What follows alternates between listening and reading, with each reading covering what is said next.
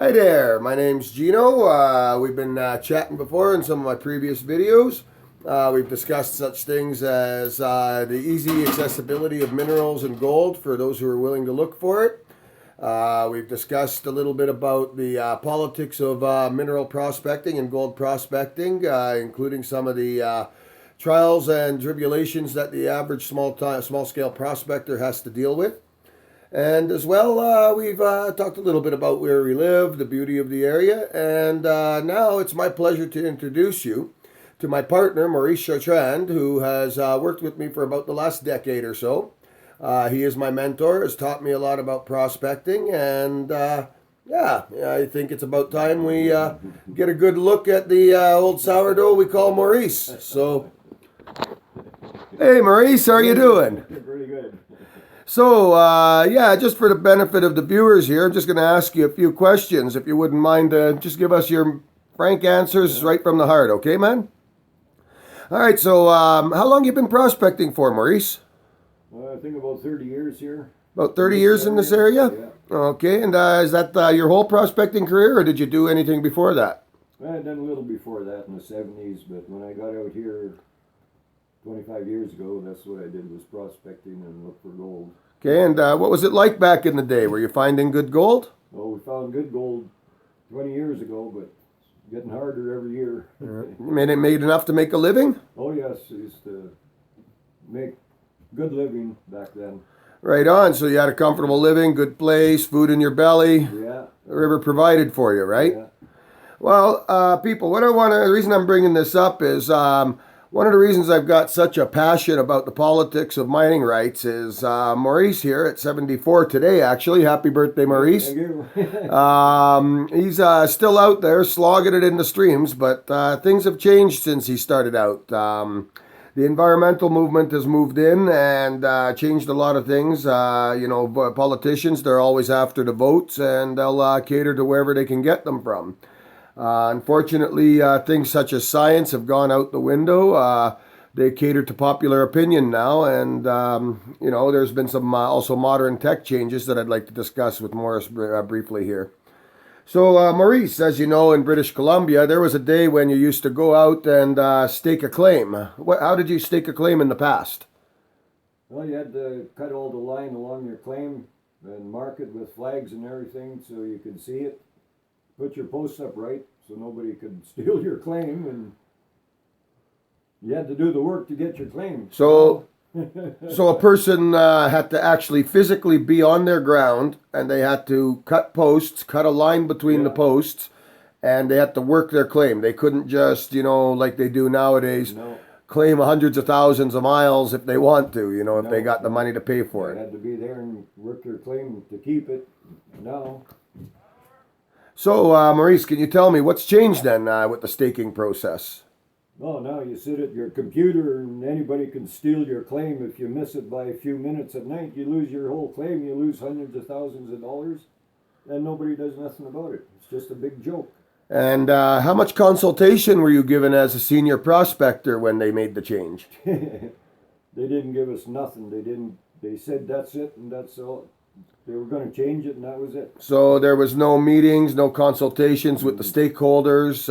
It was just an arbitrary change that they decided that they were going to do, and you had to go with the flow. That's it. And every old miner back then lost all their claim. All the years they worked their claim, they lost everything. And how did they lose their claims? Because they didn't know how to work a computer. That was it.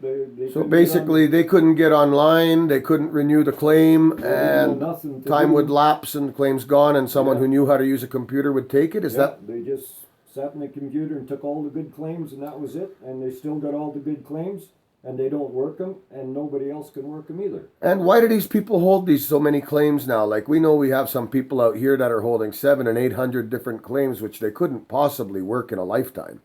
I don't know what's wrong with this government. It says in all the literature, if you don't use them, you lose them, but it's not working out that way. Well, they made the new rule back when they went digital that a man could pay money in lieu of doing his work, and that's opened the door for large corporations to tie up a lot of land. Me and you have both suffered that. Well, Yeah. You know, we've constantly having to be very careful about the ground. Me and Maurice, we both know of various really good mineral deposits and gold deposits that are completely off limits because something such as, say, a Copper Mountain Mine, Mitsubishi company, they'll come in and stake up all the land for many miles around the copper mine, you know, with the intent of staking for copper. But unfortunately, the way our laws are written now, the copper stake also prevents any prospector from going in for any of the other minerals that, even though that Mitsubishi's not looking for them, they're present. We can't touch them. Yeah. So, Maurice, what do you see? What do you see for the future of prospecting? I don't see any future unless we can change some of the laws so we can get back to the claims and start working them like they used to work them. And what do you think about all the environmental stuff that they're saying about us? Like, you know, for example, dredging. They said they banned that quite a while back, saying we silted up the rivers. I think you told me a story or two about in the day when you used to be able to dredge. If the idiots would know how to use a sluice box and work down at the river where they're supposed to work, under the boulders where there is no dirt and just gravel, you wouldn't get them slicks like they do. Plus, I worked in the river for years with a sluice box, and in the spring the fish are like a hare, and all summer when you work in the river, the little fish behind the sluice box, they're about 3 or 4 inches in the fall. The ones upriver, they still look like a little teeny hair off your head. There's nothing to them. So what you're saying is that you were dredging up food for the fish, and the fish that were in the area that you were dredging tended to be larger in size and healthier? Oh, way 10, 15 times larger. And there were certain years for weeks in the spring you couldn't pan because the little trout were right in your pan eating the dirt in your gold pan. Holy cow. You couldn't keep them out of your gold pan, so you couldn't pan because you didn't want to hurt them, eh? So you couldn't pan. Well, we don't want this video to run too long, Maurice, so I'm going to ask you one last question here. If there was something in the prospecting regs or the way things are running right now you could change, can you tell me what's first on your list? What do you want the government to do to try and start fixing some of the problems we run into? Well, the first thing they'd have to do a thorough scientific study on how to dredge with proper people that know how to dredge and know how to use a sluice box, and then you'd know the truth. Not by some person that reads a book and thinks it's a Bible, and then they think that's how it is, but it isn't how it is. No, definitely not. You know, what I will say is that I have watched a lot of these videos that the governments of California and our own government have used in order to assess dredging. And as I stated in a previous video, for the most part, they're performed by unqualified people on the end of the nozzle who have no idea where to put their put the nozzle to look for gold. They're putting it into organic material, which silts up the streams and makes dredging look horrible. When the fact of the matter is that a knowledgeable dredger can do his work and with minimal siltation. And as you've heard from somebody who's been out in the field for the last 30 years, it doesn't do any harm to the environment when it's done right. Plus, the silt is what feeds the fish. If the silt would feed the fish, there would be no fish in the Fraser River. Well, here's actually let's bring up this real quick. If they were to bring in regulations that said you know, these are the spawning seasons, you can't dredge during these weeks. Yeah. You know, but you can dredge in either these times of the year. Would that be acceptable to you, Maurice? That would be good. Yeah. And you're a steward. You didn't want to hurt the fish, do you? You don't go and dredge in the river when there's fish eggs in there and that.